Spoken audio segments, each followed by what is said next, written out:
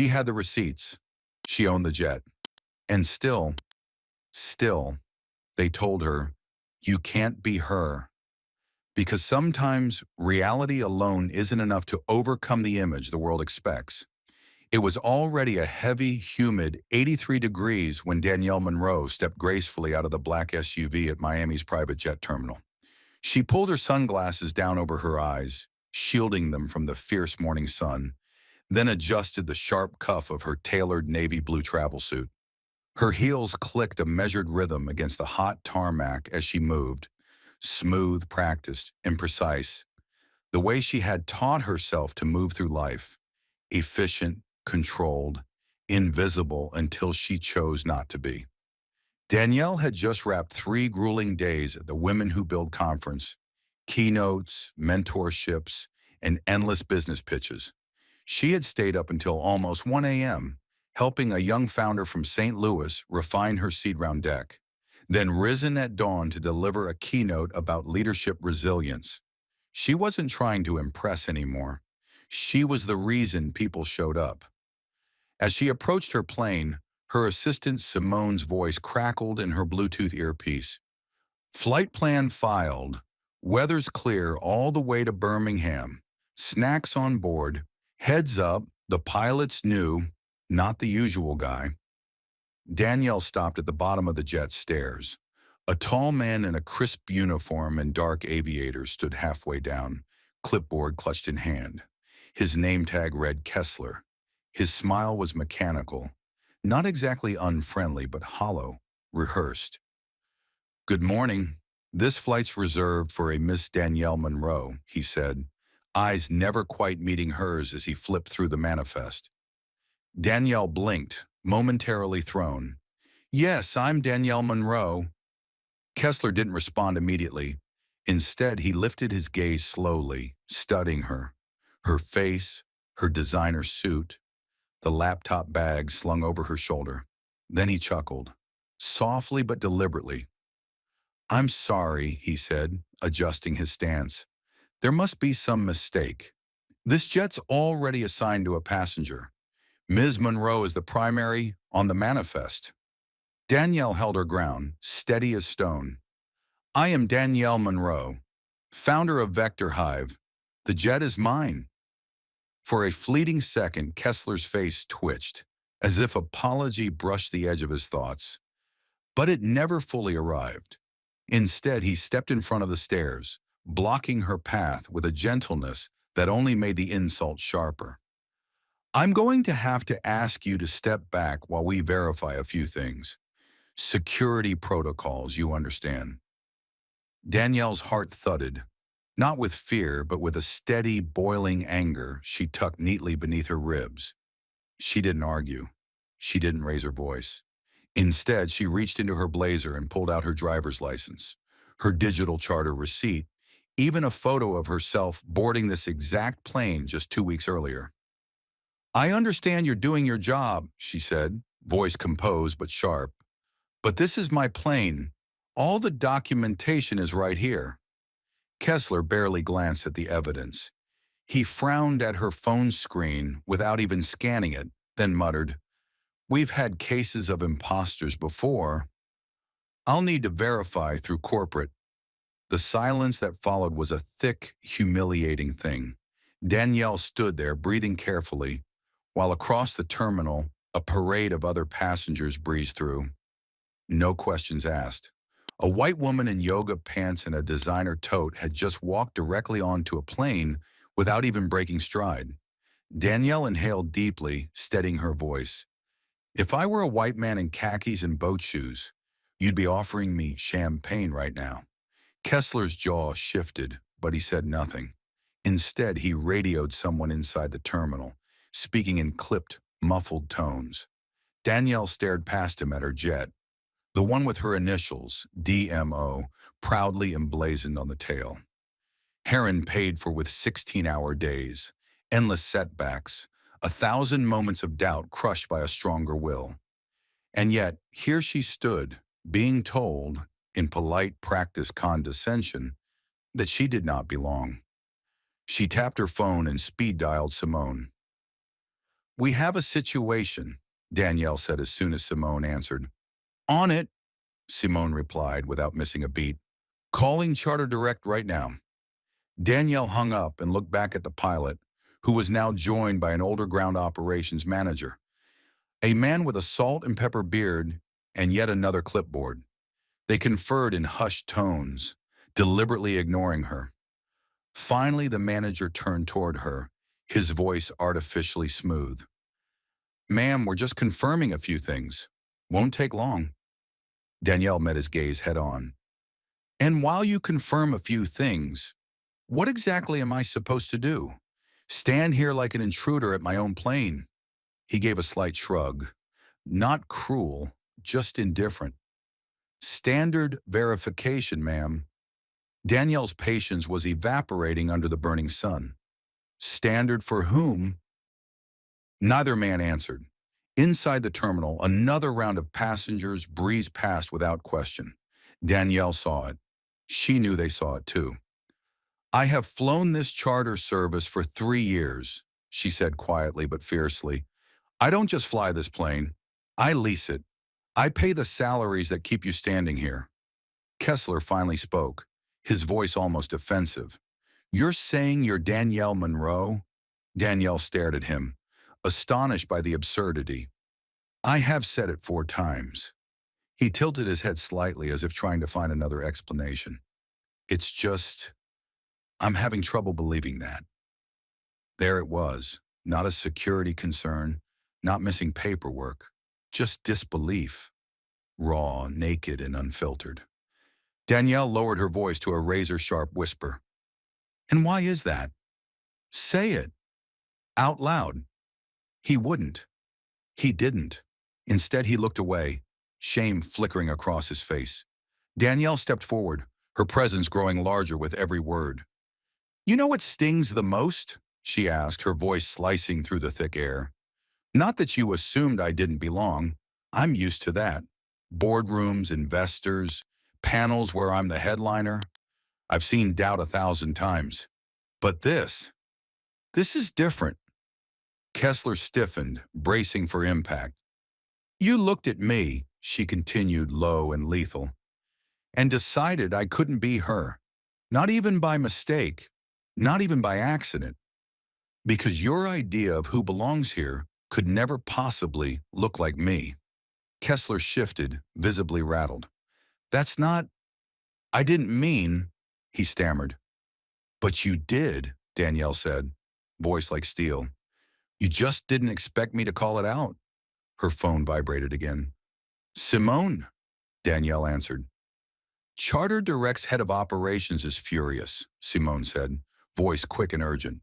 Their CEO is calling you directly in 2 minutes. Don't move. Danielle smiled, not with pleasure, but with something colder, sharper. She tilted the phone so the men could hear. My assistant is on the line with your bosses, she said evenly. And the only thing you should be verifying now is how fast you can apologize. Before Kessler could stammer another word, a silver sedan rolled up alongside them. Out stepped Rhea Kinley, Charter Direct's regional liaison, dressed in a razor-sharp maroon suit and low black heels. She walked with the authority of someone used to fixing things, and she wasn't smiling. Kessler stepped forward, still guarding the steps like some medieval gatekeeper. Who are you? He barked. Rhea Kinley, corporate, she said, flashing a badge. You must be the new pilot. He straightened reflexively. Yes, ma'am. First week on the Monroe route. Congratulations, Rhea said, her tone slicing the air. We'll discuss your future shortly. Then she turned to Danielle, her voice shifting to something respectful, almost reverent. Ms. Monroe, I am deeply sorry. This is unacceptable. Danielle said nothing yet. She wanted to see how far Kessler would dig his hole. I was just following security procedures, Kessler said quickly, desperate now. She had everything, Rhea cut him off coldly. Her ID, her digital contract, her charter receipt. And if you had simply scanned the QR code like you were trained to, you would have seen it all match instantly. Kessler's face flushed beet red. I was trying to prevent a breach. She's the one who owns the jet, Rhea snapped. Danielle finally spoke, her voice a velvet hammer. He told me to my face he couldn't believe I was me. Rhea turned to Kessler, her expression a wall of ice. Is that true? He hesitated, stammering. Not exactly. I didn't say it like that. But you said it. Kessler looked down at the pavement, defeated. Rhea turned to Danielle, offering her a hand toward the steps. Would you like to board now, Ms. Monroe? Danielle nodded, her body calm but her spirit roaring. She moved past the two men, placing her foot on the first stair. I didn't mean to offend anyone, Kessler blurted. It's not about race. Danielle stopped, halfway up, and looked over her shoulder. Her voice was soft but devastating. Then what was it about? My height? My haircut? He had no answer. He never would.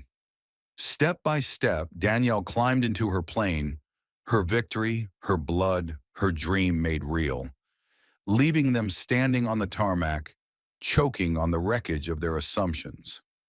At the top, she turned once more and said, clear and unmistakable, you looked at a black woman in a suit, holding all the right documents, and your mind short-circuited. And with that, Danielle Monroe disappeared into the sky, where she had always belonged. I've been through TSA with fewer questions. The truth? If I were a tall white man, draped in a Patagonia vest, lugging a golf bag, you wouldn't just have waved me through. You'd have offered to carry my luggage for me.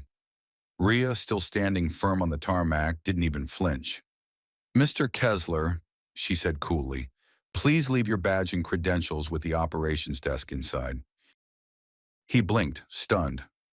Wait, am I being fired? You'll hear from HR, she answered, her voice steady. That's all I can say for now. Kessler lingered there for a beat longer, as if hoping the ground might shift and undo what had just occurred. But it didn't. Inside the jet, Danielle buckled herself into the cream leather seat, a space she had dreamed, designed, and built from the ground up. Black walnut trim gleamed under soft cabin lights.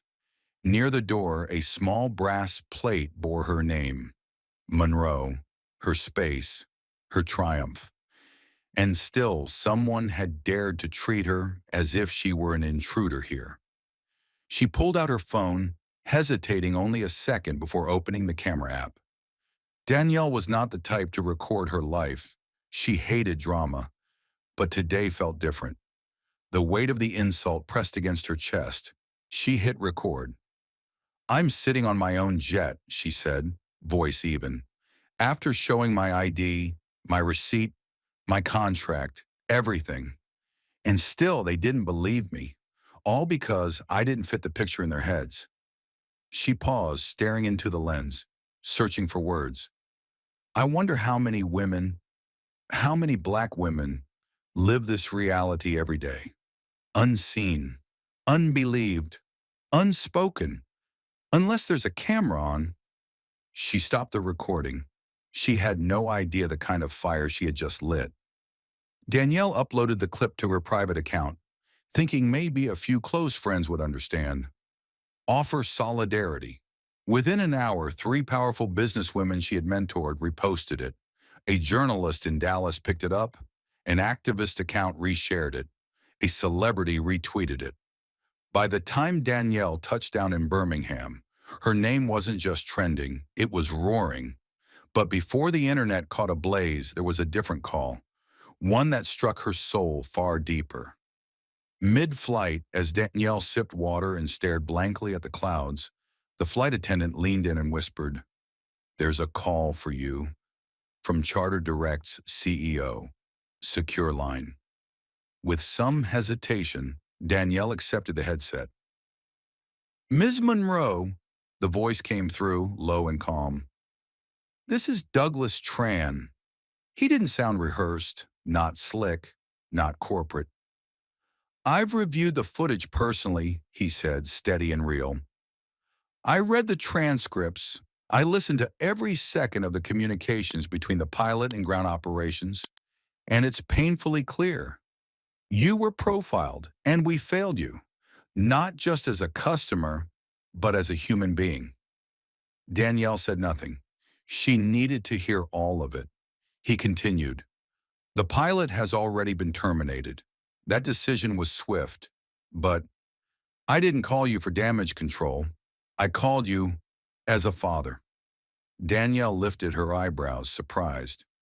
My daughter's 16, he said, voice cracking just slightly.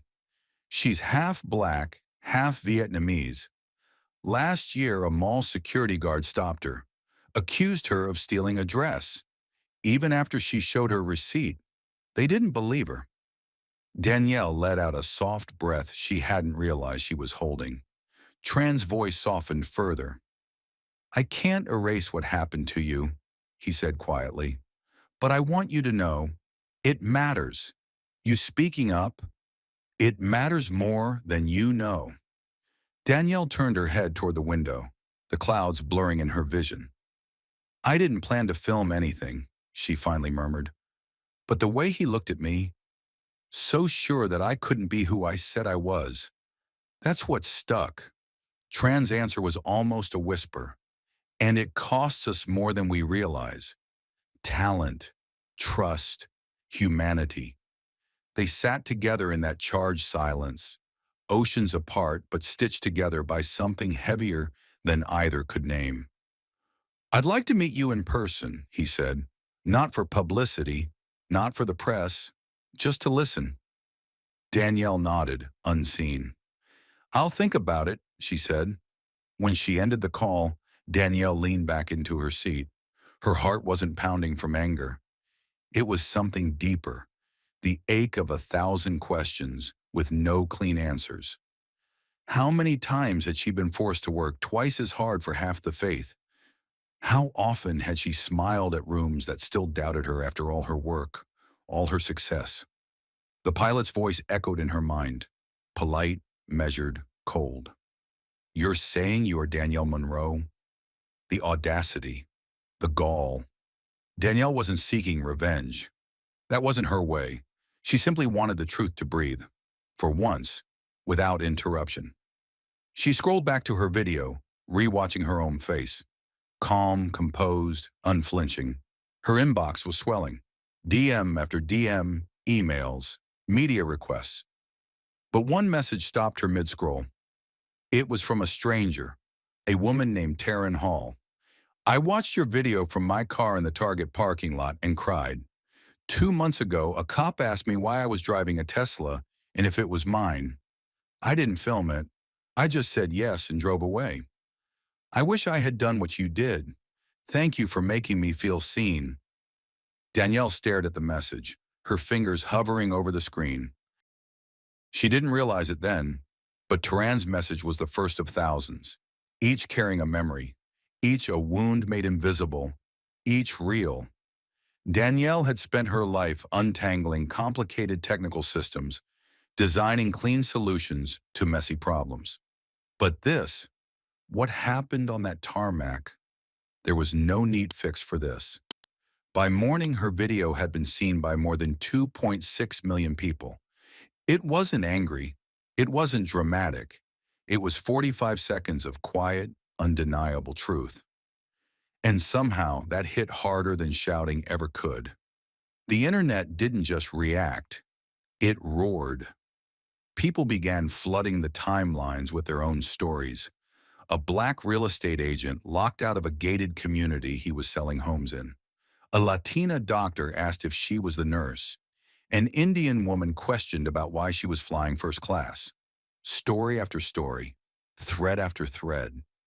It was as if Danielle's voice had switched on a microphone that had been collecting whispered stories for generations.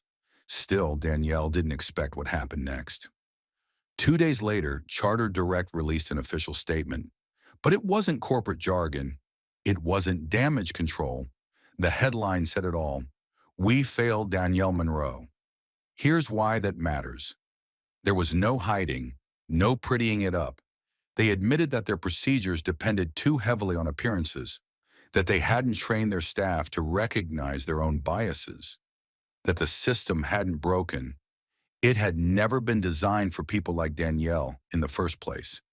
Then they did the unthinkable. They invited Danielle to speak directly to their board. 3 days later, she stood before them in San Diego, hands tucked in the pockets of her worn travel suit, looking every inch the powerhouse she was. "I'm not here for a payout," she began. "I don't need a scholarship in my name." She let the words settle. "I'm here because I built something, and I was made to feel like a fraud standing in front of it. That should terrify you, not because of what it means for your brand, but for what it reveals about your people." Silence blanketed the room. Danielle pressed forward, unwavering.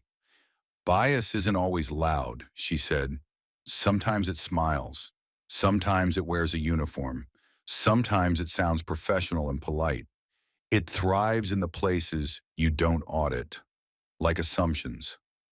A board member cleared her throat, fumbling out something about new training protocols. "Training isn't enough," Danielle cut in, voice sharp but controlled. "If your programs don't center lived experience, you're just checking a box. Bias isn't a glitch. It's coded into the system itself. And if you don't rebuild it, it will keep running quietly in the background forever." The room went still. At last, one voice, an older man named Elijah Kim, broke the silence. "My wife is black," he said softly. "She's been followed around stores. A neighbor once asked if she was the help. I didn't realize how much it hurt her until she stopped telling me about it." Heavy silence, but not hostile. Healing. Danielle nodded gently. "This isn't about canceling people," she said. "It's about accountability. Because if the system doesn't see us, then we have to prove we exist every day, in every room." By the end of the meeting, the board had agreed to overhaul their hiring, vetting, and training procedures. Danielle wasn't naive. She wasn't expecting miracles, but it was a start. Outside, under the blaze of the California sun, her phone buzzed again. Another message, this time from a man named Cedric in Arizona. "You didn't ask to be an example, but thank you for becoming one anyway." Danielle smiled faintly. She didn't feel like an example. She felt exhausted, but somehow she knew the story wasn't finished, because once she stopped shrinking herself for other people's comfort, the truth didn't just spread, it stuck.